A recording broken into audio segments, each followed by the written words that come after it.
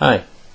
Now I was doing some work with a student a little while ago who was struggling to get a particular sound. Now this guy is a real Metallica fan, and he was trying to get the sound that Kirk Hammett gets, and he'd spent loads of time doing research, what kind of guitars Kirk uses, what kind of pickups, what amps, effects, what all the different settings are.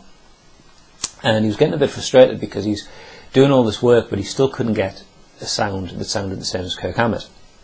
And he was saying, what am I doing wrong? All the amp settings are as close as I can get. I'm using the same pickups and all this sort of stuff, but it's still not sounding the same.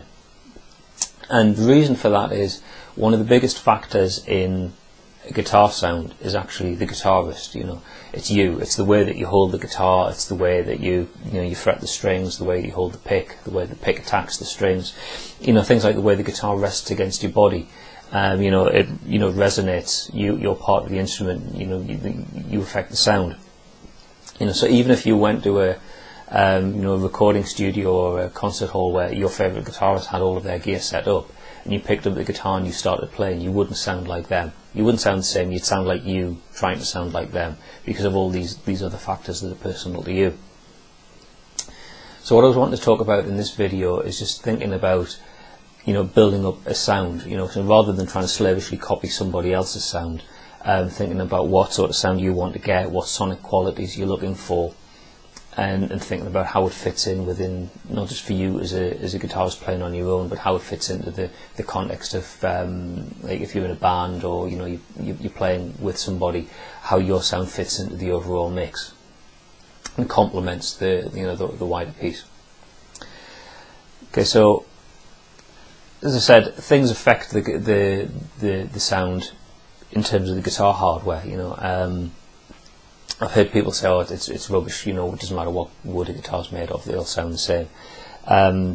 These people are entitled to their opinion, but personally, I disagree with that, and I know a lot of other guitarists who would disagree as well.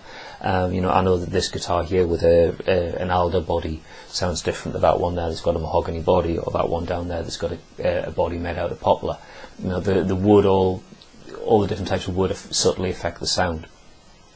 Then you've got things in the mix like the pickups and what kind of pick you use, and it's quite a subtle factor, but it still affects the sound. And then any effects that you use, the amp and the settings and so on and that. So as a starting point, then this is a sound that I tend to use quite a bit.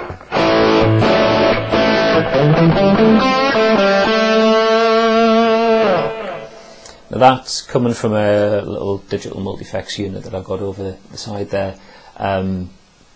It's got a reasonable amount of distortion on it, but it's not super saturated. Personally, I find it quite hard to play without any reverb, so there's some reverb in there and a little bit of delay. You should be able to hear, just giving a bit of an echo on the sound. And that's a sound I use quite a bit. I'm just jamming around, recording, practicing, whatever. It works well for me in a lot of situations, and it's affected subtly if I'm using this guitar or that guitar or that guitar, whatever. But basically, it still sounds kind of like me, like my sound. And as I was saying before, it's not just about what the guitar sounds like on its own; it's how it fits into the overall. The overall piece that you play in the context that you're playing in. So by way of an example, what I'll do is I'll just stick a backing track on, and you can hear how that guitar sounds within the context of a piece.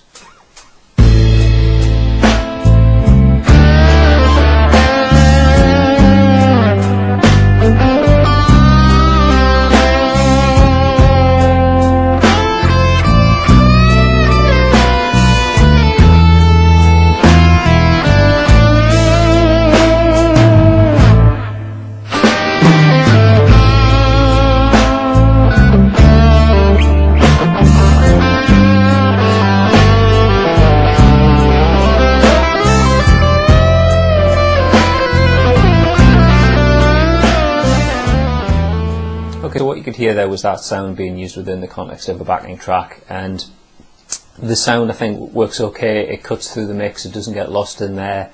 I think the delay sound that I use adds a bit of atmosphere in the context of that blues track, because it gives it a little bit more atmosphere. What I'm going to do now is go over to the effects unit and I'll twiddle a few knobs, and what I'm going to do is clean the sound up a little bit. I use a slightly brighter sound, a lot less gain on it. Still a little bit of overdrive, but a lot less than we had before. And I'm also going to turn the delay right back, so it's a much drier sound. So back now with a different sound.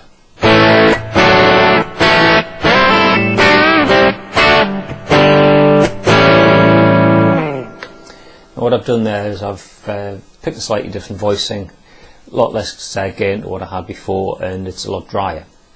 So you should be able to hear that. Bit of reverb, but it's not as echoey as the other sound, and a lot less overdrive. So let's see how that sounds within the context of a backing track.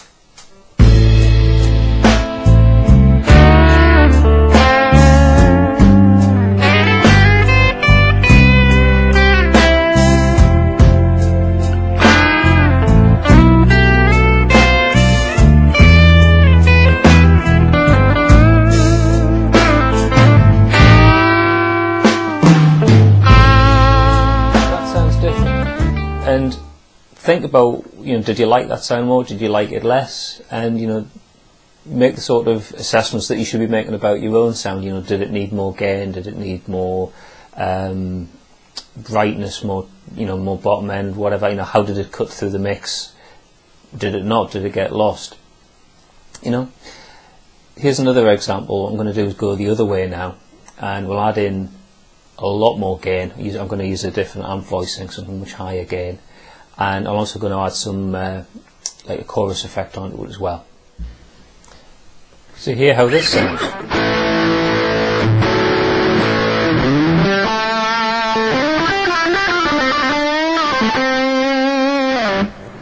A lot more gain, so it's slightly wetter sound. Now that sound will work in an awful lot of contexts.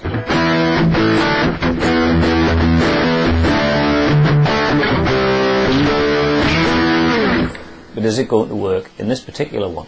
Let's try it against the backing track and see what you think.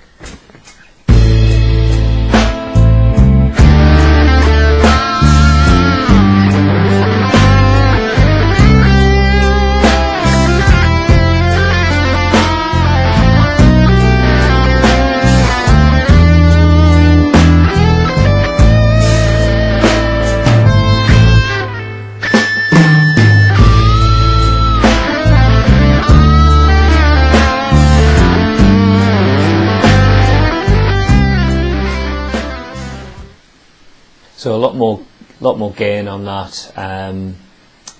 Personally, I don't like that as much as the other sounds. It's a bit too much. Starting to get the sounds generally getting a bit mushy, and you're losing some of the definition on the lead line. It might work as a rhythm sound, in a hard rock context. But for me, for lead, that's starting to lose some clarity. And these are the sort of questions you need to be asking yourself. When you're building up your own sound, you think, is this working for me? Does it need more bass? Does it need more treble? Do I need to back off the gain? I've got an effect on there. Is it really helping the sound, or do I need to take it off? Or does it need to be accentuated a little bit more? So many factors to take into account, but what I think you need to do is come up with something that you think is a sound, and it helps you. If you've got a sound that you like and it sounds good within, when you're playing with your band, it'll help you play. It'll help you get the most out of your play. So spend some time. It's like your voice or whatever. It's how people will perceive you. So you need to work on it, because it's every note that you play on the guitar will have your signature sound. So it's worth spending some time to get it right. So plenty to keep you busy there. Hope you have fun. Hope you found that useful. And I'll see you in another video sometime soon. Bye for now.